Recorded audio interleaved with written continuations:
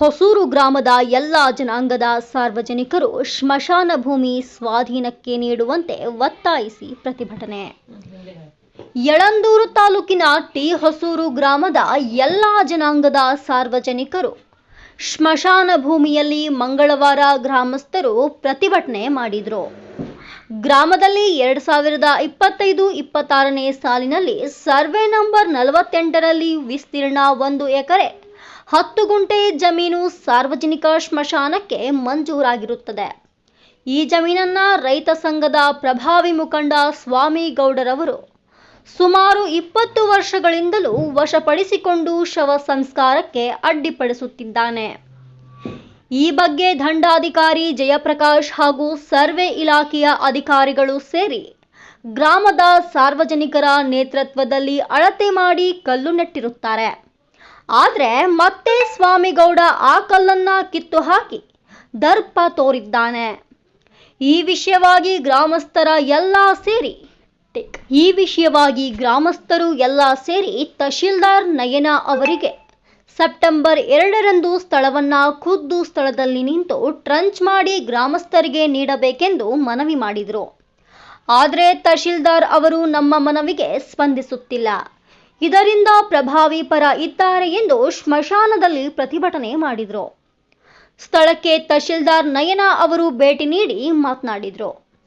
ಈ ಸ್ಥಳದ ಬಗ್ಗೆ ಜಿಲ್ಲಾಧಿಕಾರಿಗಳ ಜೊತೆಗೆ ಮಾತನಾಡಿ ಎಲ್ಲಿಯ ಬಗ್ಗೆ ಸಂಪೂರ್ಣ ಮಾಹಿತಿ ಕಲೆ ಸಂಗ್ರಹಿಸಿ 15 ದಿನಗಳವರೆಗೆ ಯಥಾಸ್ಥಿತಿ ಕಾಪಾಡಿಕೊಳ್ಳಬೇಕಾಗಿದೆ ಎಂದು ತಿಳಿಸಿದರು. ಗ್ರಾಮಸ್ಥರು ಪಟ್ಟು ಬಿಡದೆ ಧಿಕ್ಕಾರ ಕೂಗಿದ್ರು. ನಾವು ಇಲ್ಲೇ ಧರಣಿ ಮಾಡುತ್ತೇವೆಂದು ಆಕ್ರೋಶ ವ್ಯಕ್ತಪಡಿಸಿದರು.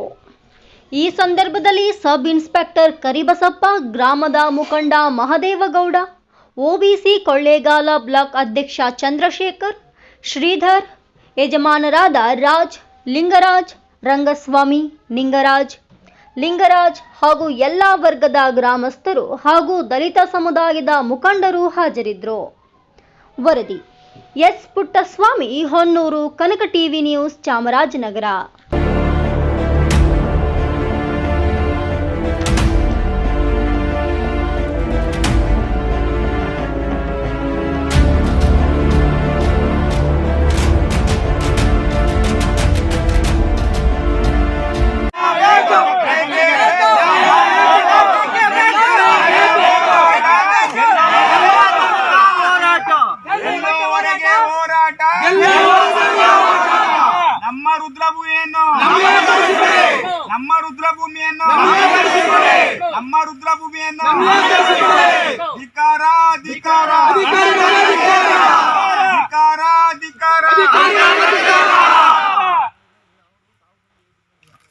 ನಮ್ಮ ರುದ್ರಭೂಮಿಯನ್ನು ಧಿಕ್ಕಾರ ನಮ್ಮ ರುದ್ರಭೂಮಿಯನ್ನು ಧಿಕ್ಕಾರ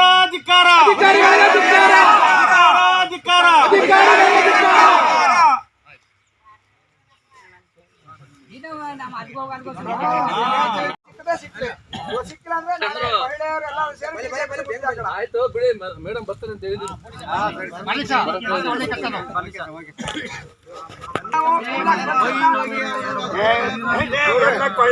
ಮಾತಾಡ್ಬೇಡಿ, ಸೈಲೆಂಟ್ ಆಗಿರಪ್ಪ.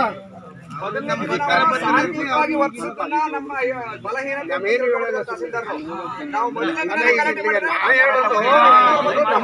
ನಾವು ಅಧಿಕಾರಿಗಳಿಗೆ ಗೌರವ ಕೊಟ್ಟದನ್ನ ಅವ್ರನ್ನ ಬಲಹೀನತೆ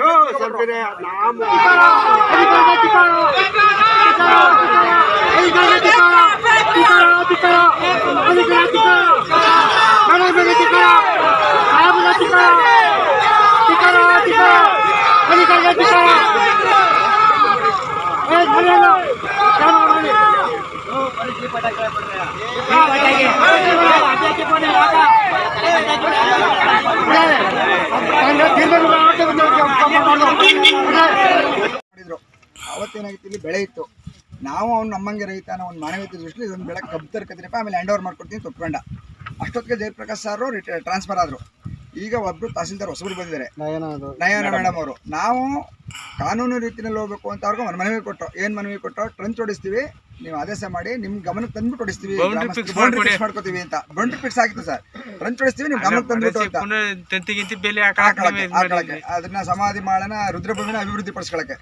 ಇವರು ಸ್ಪಾಟಿಗೆ ಬಂದ್ರು, ಇನ್ನು 2 ದಿನದಲ್ಲಿ ನಿಮ್ಗೆ ಮಾಡಿಸ್ಕೊಡ್ತೀನಪ್ಪ ಅಂತ ಹೇಳಿದವರು. ಒಂದು ವಾರ ಆದ್ರೂ ನಮ್ಮ ಗ್ರಾಮದ ಜನರ ಸ್ಪಂದನೆಗೆ ಯಾವುದೇ ರೀತಿಯಲ್ಲಿ ಅರ್ಜಿ ಕೊಟ್ಟಿರೋದು ಡಾಕ್ಯುಮೆಂಟ್ ಇದೆಯಾ?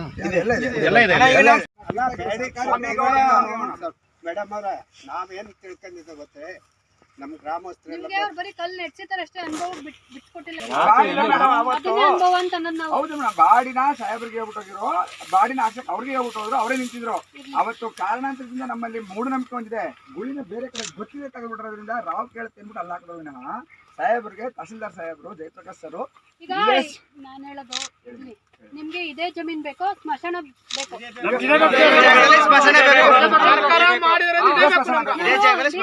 ಮಾತಾಡ್ಬೇಕು, ಒಂದ್ 15 ದಿನ ಟೈಮ್ ಬೇಕು, ಏನು ಸ್ಟೇಟಸ್ ಗೋ ಮೇಂಟೈನ್ ಮಾಡಿ, ಏನು ಕ್ರಮ ತಗೋಬೇಡಿ ಅಲ್ಲಿ ಅಂತ ಮೇಡಮ್ ಹೇಳಿದ್ದಾರೆ.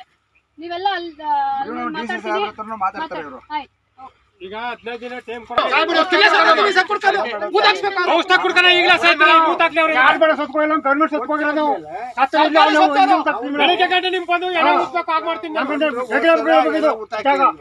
ಗೊತ್ತು. ಆದ್ರೆ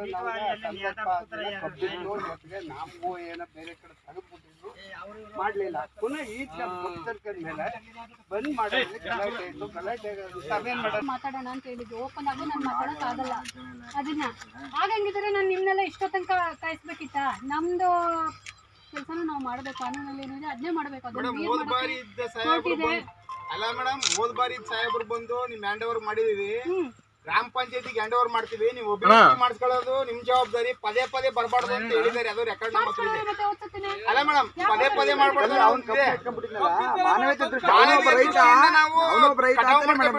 ರೈತರು ಕಷ್ಟ ಗೊತ್ತಲ್ಲ ಮೇಡಮ್, ರಿಕ್ವೆಸ್ಟ್ ಮಾಡ್ಕೊಂಡ ಸ್ವಾಮಿ. ಅವ್ನು ಬರ್ಲಿಲ್ಲ ಲಾಸ್ಟ್ ಟೈಮು, ತಹಸೀಲ್ದಾರ್ ಬಂದಾಗ ಎಲ್ಲರೂ ಎಸ್ಕೇಪ್ ಆಗ್ಬಿಟ್ರು. ಅವನ ಹತ್ರ ಏನು ದಾಖಲೆ ಇಲ್ಲ, ನನ್ಗಲ್ಲ ಅಂದ್ಬಿಟ್ಟು ಎಸ್ಕೇಪ್ ಆಗ್ಬಿಟ್ಟ. ನಾವೇನ್ ಮಾಡಿದ್ರು, ಮಾನವೀಯತೆ ದೃಷ್ಟಿಯಿಂದ ಕಬ್ಬನ್ನ ತರಿಸ್ಕೊಳ್ಳಿ ಅವತ್ತು ಅಂದ್ಬಿಟ್ಟು ನಾವು ಬಿಟ್ಬಿಟ್ಟು ಕಬ್ಬು ತರದೇಟ್ಗೆ ನಾವು ಹ್ಯಾಂಡ್ ಓವರ್ ಬಂದಿದ್ದೀವಿ ಸ್ವಾಮಿ. ಈಗ 3ನೇ ತಹಸೀಲ್ದಾರ್ ತಾವು 2 ತಹಸೀಲ್ದಾರು ಓಕೆ ಮಾಡ್ಬಿಟ್ಟು ಹೋದ್ರು, ಹ್ಯಾಂಡ್ ಓವರ್ ಮಾಡಿ. ಇದೇ ಸಬ್ ಇನ್ಸ್ಪೆಕ್ಟರ್ ತಾವು ಮಾತ್ರ ಚೇಂಜ್ ಆಗಿದ್ದೀರಿ, ದಂಡಾಧಿಕಾರಿಗಳು. ಸಬ್ ಇನ್ಸ್ಪೆಕ್ಟರ್ ಸಾಹೇಬ್ರು ಇವ್ರಿಗೆ ಹೇಳ್ಬಿಟ್ಟು ನೋಡ್ರಿ, ಇಲ್ಲೇ ಹಣ ಉಳಿಸ್ಬೇಕು ಆಗ್ಬೇಕು ಅಂದ್ಬಿಟ್ಟು ಸರ್ 3 ಗಂಟೆ ಗಂಟಿದ್ರು. ನಮ್ಮ ಮೂಢನಂಬಿಕೆ ಹಳ್ಳಿನಲ್ಲಿ ಏನು ಅಂದರೆ, ಆಕಸ್ಮಿಕವಾಗಿ ಬೇರೆ ಕಡೆ ಗುಳಿ ತೆಗೆದ್ಬಿಟ್ಟಿದ್ರು. ನಾನು ಹೇಳಿದೆ, ನೋಡ್ರಪ್ಪ ಗುಳಿ ತೆಗ್ದು 1 ನಿಮಿಷ ಮೇಡಮ್ ಮಾತು ಕಂಪ್ಲೀಟ್ ಮಾಡ್ಬಿಡ್ತೀನಿ. ಮೂಢನಂಬಿಕೆ ಇರೋದ್ರಿಂದ ಅವ್ರು ಮಾಡಿದ್ರೆ 2 ಗುಳಿ ಕೇಳೋದು ಬೇಡ ಅಂದ್ಬಿಟ್ಟು ನೀರು ಕಿತ್ತರ ಗುಳಿನ ಹಂಗೆ ಮುಚ್ಚಿಸ್ಬಿಟ್ಟು ಆ ಗುಳಿನಲ್ಲಿ ಅವ್ರು ಊಟ ಹಾಕ್ತಾರೆ. ಕೇಳಿ ಅವ್ರನ್ನ, ತಿಳ್ಕೊಂಡೆ ಇಷ್ಟು ನಾನು ಇದು ಮಾಡ್ತಿದ್ದೀನಿ, ತಿಳ್ಕೊಳ್ದೆ ನಾನು ಇಷ್ಟು ಮಾತಾಡೋಕ್ಕಾಗಲ್ಲ. ನನಗೆ ಹೈಯರ್ ಅಥಾರಿಟೀಸಿಂದ ಬಂದಿರೋದು ಯಥಾಸ್ಥಿತಿ ಮೇಂಟೈನ್ ಆಗಲಿ, ಹಿಂದೆ ಹೆಂಗಿತ್ತು ಹಂಗೆ ಮಾಡ್ಕೊಂಡು ಹೋಗ್ಲಿ, ಬೇರೆ ಏನೂ ಇದಾಗೋದು ಬೇಡ. ಒಂದು 15 ಡೇಸ್ ಮಟ್ಟಿಗೆ ಅಂತ ಇದೆ. ನಾನು ಅದನ್ನ ಅವ್ರಿಗೆ ಹೇಳಿದ್ದೀನಿ. ವ್ಯವಸಾಯ ಮಾಡ್ಬೋದಾ ಮೇಡಮ್? ನಾನು ಅದನ್ನು ಹೇಳ್ತಲ್ಲ, ಅವ್ರು ವ್ಯವಸಾಯ ಮಾಡಬಾರ್ದು, ನೀವು ಟ್ರೆಂಚ್ ಹೊಡಿಸಬಾರ್ದು. ಆ ಸ್ಥಿತಿ ಯಥಾಸ್ಥಿತಿ ಅಂದ್ರೆ ಹೆಂಗಿತ್ತು ಹಂಗೆ ಇರ್ಲಿ ಜಮೀನು. ನಮ್ಗೆ ಯಾಕೆ ಆರ್ಡರ್ ಕೊಟ್ರು?